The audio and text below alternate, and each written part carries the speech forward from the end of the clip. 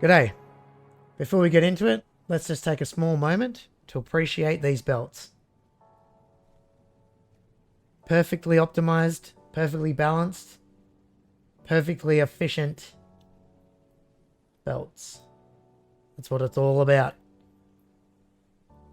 Anyway, I'm going to get into what this factory is and what I'm going to be using it for a bit later. But what we'll go into first is a update on the Nexus project. For those that aren't already aware, the Nexus is a project that I'm undertaking, and the goal is to use up every single resource node in the entire map.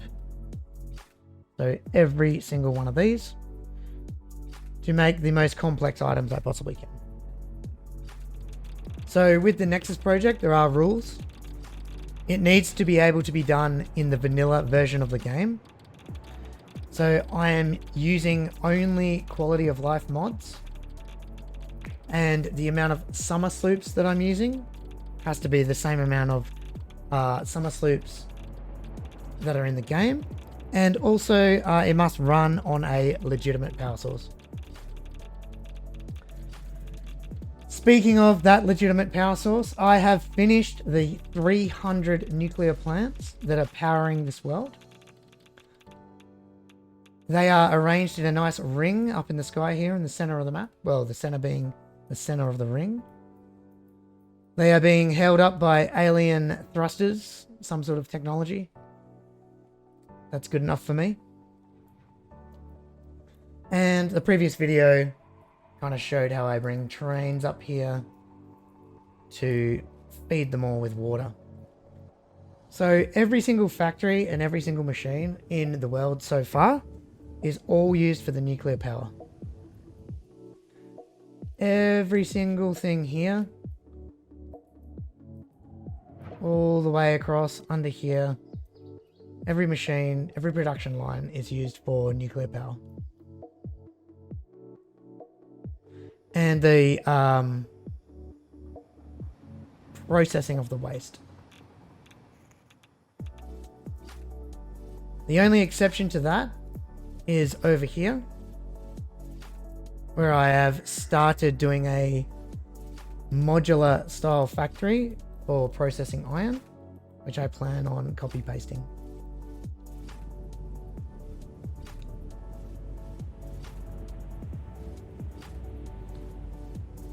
So, in case you're wondering how much power 300 nuclear plants gets you, it's 750,000. Now you might notice little pops upwards, which is increasing the power. And I've been told that's from the trains braking on the downhill. But at no point does the power go below 750,000. I've had this power running for at least 15 hours. I've had to fix a few issues over that time, mainly to do with the waste processing. But now I've had it running for like 10 hours straight, I think. I don't know, I'm just guessing.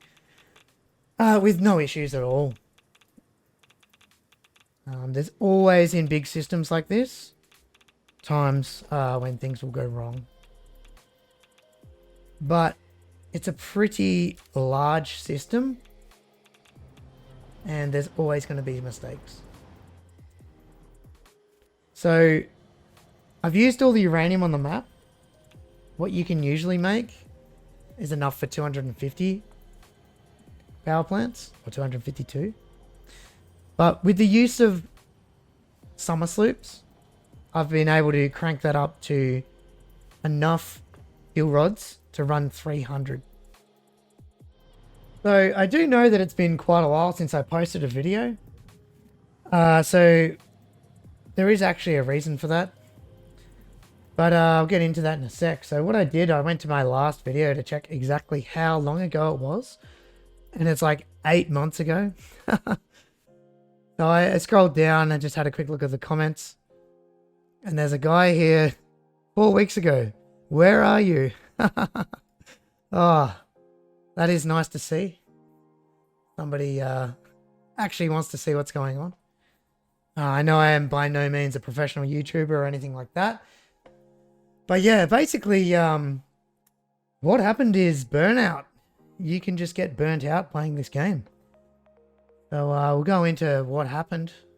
I obviously built all of this stuff. I did that quite recently after the latest video. So this has actually been here for about 8 months.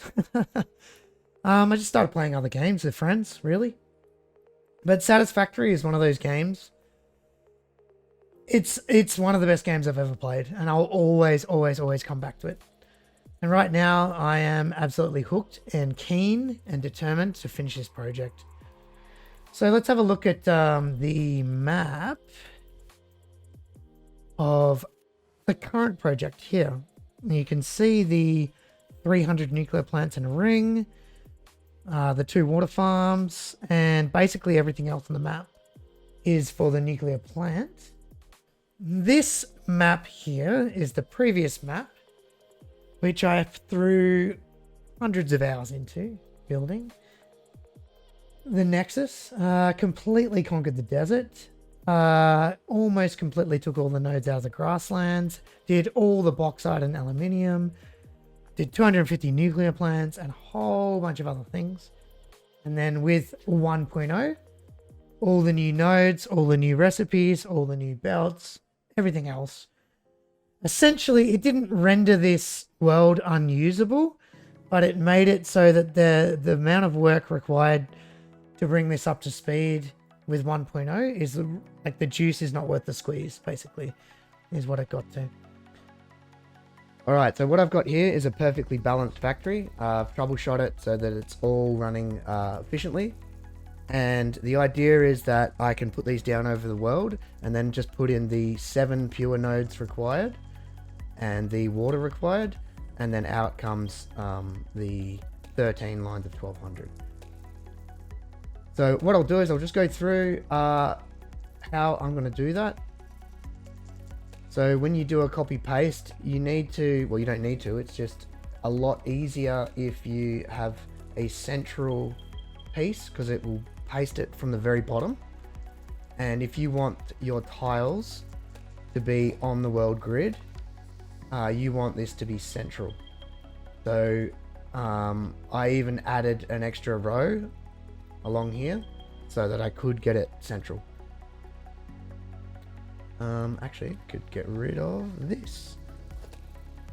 So what I'm going to do now is mark out an area where I want to place this and show you how that's done. So the way I've planned for this is I've actually, so it's 7 pure nodes of iron per factory. I've kind of allocated where these factories are going to be placed in the world. So I'm going to put one around here, around the water, and then some around in the desert here is planned for iron. There's going to be 3 in the actual desert for iron. One of those doesn't work out with the math perfectly, so I need to add 300 iron with Sam. It's just the way I've decided to do it. This is going to be a copper one in the bottom, which I'm currently working on.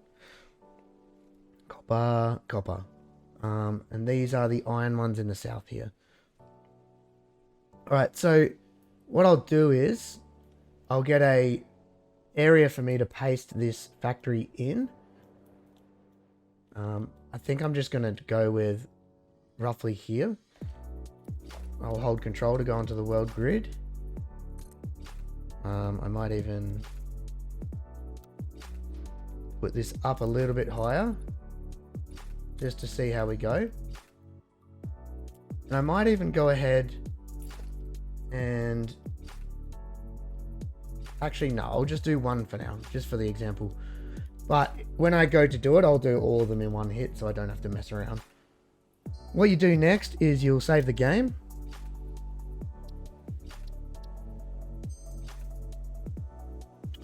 Once the game's saved, go to your Satisfactory calculator map and upload that save. So drag it, whoops.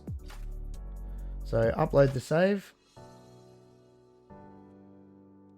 Okay, I usually take these off.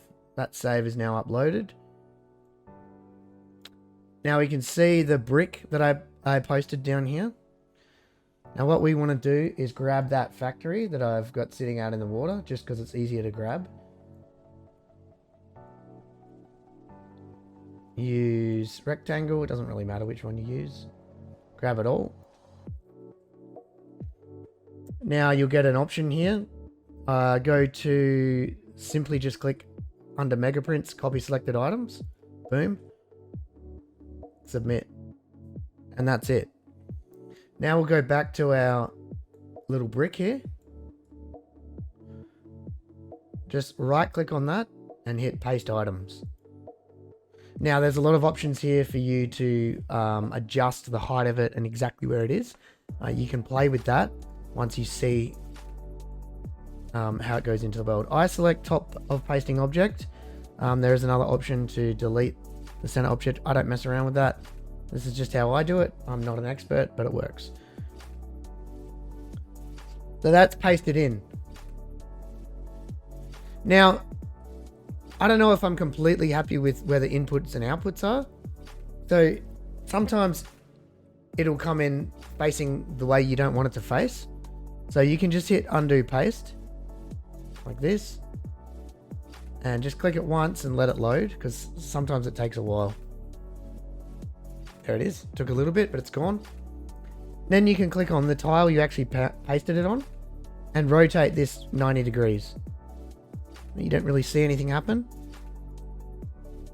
Then paste it. Top of pasting object. And there it is. So now I have my entry and exits facing that way. I'm not exactly sure if that's where I want them.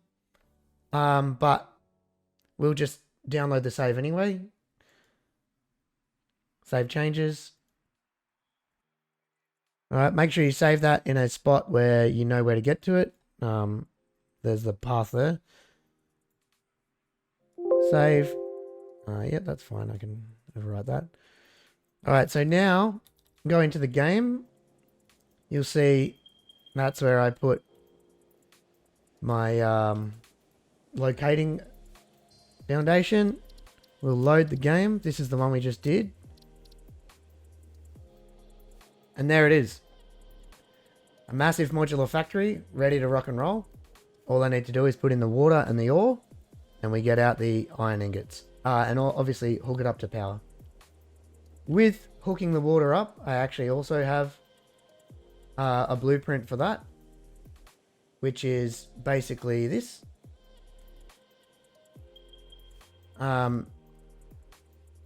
can just copy paste that down, which is essentially what this is. And that's exactly the amount of water that is needed. I've also got a few blueprints that are handy as well for building like pipes. So like I can do these ones, and this is a blueprint as well. So this is just a pumping section. Anyway, so that's my plan. Is I'm going to do that for the iron. I need 10 of these factories from what I've planned out. For the copper, I forgot how many I need. I'm actually just working on this factory now. What I'll have to do is obviously like do all the logistics for it. I've just started all the water and everything. Then I'll have to place it down in the world like I did with the iron and actually troubleshoot it, because there's always going to be mistakes. And not until I get like perfect belts like this one is, will I accept it, really. Then I'll copy paste it back out here again as my template. So one last thing. On my previous save, you probably saw in the intro video, I had this massive factory over here, which was quite fancy. Put a bit of time into it. It was pretty much rendered useless by the update. But now I used my massive brain and decided I can still use it. So if this loads, you'll see that it's here. So on my old map, it was like down here. You see? Facing a different direction. And now on my new map, it's up here. Let's go pay a little visit to it. So what it was magnetic field generators. And at the time, it was an end game item. It is no longer an end game item. But this factory is all basically, again, hooked up like the other one. I just got to put 3 inputs in. And then it'll end up getting beamed up, if you will, into the drone. And away we go. I haven't decided what I'm going to do yet. But essentially, I just got to pick a recipe that has 3 inputs. And there's plenty of those. Plenty of recipes with 3 inputs for manufacturers. And I'll tweak the numbers and things. And we've got a pretty sweet little factory. What I did was I changed the color of the laser beam to red. Because it's a new map, etc., etc. Might we just make it a little bit darker. This is Sky UI, by the way, this mod. It looks pretty cool at nighttime. And so what I had to do, where's the manta? I had to jiggle this around and paste it, delete it and paste it quite a few times to make it so that the manta flew perfectly through here.